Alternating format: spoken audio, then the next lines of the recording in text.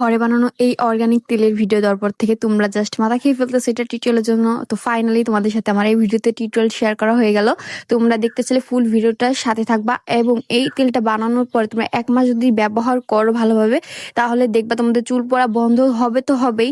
2 থেকে 3 ইঞ্চি চুল লম্বা করবে, চুল ঘন করবে, চুলের আগা ফাটা কমাবে, চুলের সমস্ত সমস্যার সমাধান করবে। তো এখানে আমি সব জিনিসগুলোকে নিয়ে নিয়েছিলাম। এখানে সব এত জিনিস নেওয়া যে নাম বলা সম্ভব না, তাই কমেন্টে আমি এই সব কিছুর নাম বলে দেবো। তোমরা প্লিজ একটু কমেন্ট বক্সটা চেক করবা, আমি এটা সব নাম বলে দেবো উপকরণের নাম। তো প্রথমে আমি এখানে নারিকেল তেল নিয়েছিলাম। এখানে আমি 1 বোতল, আর ছোট বোতলে হাফ হাফ ছিল অর্ধেক। আমি যেহেতু অল্প করে বানাবো, কারণ আমার আগেই অনেকখানি তেল আছে, তাই আমি দিব না বেশি কিছু। তো এখানে তেলটা গরম হয়ে আসলে আমি এখানে সব উপকরণ দিয়ে দিব সুন্দর মতো।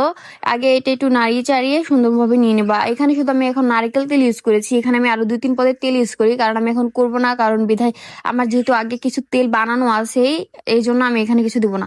এই তেলের সাথে তোমরা দিবা olive oil, castor oil, almond oil, এগুলো তেল মিক্স করে তারপর দিবা, তাহলে বেশি ভালো রেজাল্ট পাবা। আমি যেহেতু দিচ্ছি না, কারণ আমার আগে যেহেতু তেল বানানো আছে এই কারণে। যাই হোক, এই তো আমি সব দিয়ে এখন আমি সব পাতাগুলো দিয়ে দিব, যেখানে কি কি পাতা আছে সব তো আমি কমেন্ট বক্সে বলেই দিব। তো সুন্দর মতো সব জিনিস দেওয়া হয়ে গেলে আমি সুন্দরভাবে এগুলোকে আমি ভেজে নেব। আর একটা জিনিস খেয়াল রাখবা, চুলার হাই হিট কিন্তু একদম লোতে থাকবে, কমে থাকবে। এটা বাড়াবা না, নাহলে পুড়ে যাবে। এই জন্য আমি একদম লোতে দিয়ে তারপরে আস্তে আস্তে এটা ভাজবো, একটু সময় নিয়ে অনেকক্ষণ তোমরা এটাকে ভাজার তালে থাকবে। আমি এটা আধা ঘন্টার মতো এভাবে ভেজে নিয়েছিলাম। হ্যাঁ, তোমরা একটু সময় নিয়ে তারপর এটা ভাজবা, দেখো আবার যেন পুড়ে না যায়। বেশি আগুনের তাপের কাছে নিবা না, না হলে সব পুষ্টি গুণাগুণ গুলো নষ্ট হয়ে যেতে পারে। এটা আস্তে আস্তে তাপে এটা আর কি বের হবে সব গুণাগুণ। এই জন্য এটা অনেক ভালো, তোমরা এভাবে এটা করবা। আর এই তেলটা বানানো যখন হয়ে যাবে, তখন তোমরা একটা পরিষ্কার একটা বাটিতে বা পরিষ্কার একটা, ধরো যেটাতে সংরক্ষণ করে রাখবা, সেটা রেখে তারপরে তোমরা এটা ধুয়ে দিবা।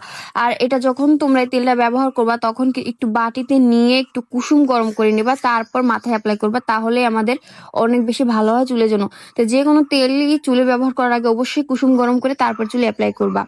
এটা আমার 10 মিনিটের দিকে আমি একটা শুট নিয়েছিলাম। এটা ঠিক এরকম হবে, আস্তে আস্তে এটার কালার ডার্ক হবে, এই যে এরকম হবে। দেখো আমি 30 মিনিটের মতো করে নিয়ে আসার পরে আমার কালারটা ঠিক এইরকম হয়ে যাবে। তারপর যখন একদমই হয়ে যাবে, কোনো কিছু আর থাকবে না, তখনই আমি জাস্ট এটাকে ছেঁকে নিব, পরিষ্কার একটা তেনা দিয়ে ছেঁকে নিব। আর অবশ্যই অবশ্যই তোমরা যখন তেল ব্যবহার করবা, তার পরের দিনই একটা হেয়ার প্যাক লাগাবা। আর তারপরে হেয়ার প্যাকটা ধুয়ে ফেলানোর পর অবশ্যই ভালো একটা টোনার নিবা, যেটা আমি বানাইছি সেটাই নিবা। এটা যখনই তোমরা তেল নিবা, তখনই চেষ্টা করবা হেয়ার প্যাক, হেয়ার টোনার সবগুলো একবারেই নেওয়ার জন্য। আর তেলটা সারা রাত নিয়ে তার সকালে একদম 10টা-9টার ভিতরে মাথাটা ওয়াশ করে ফেলবা। তেল বেশিক্ষণ মাথায় রাখবা না, 2-3 দিন ধরে তো রাখবাই না।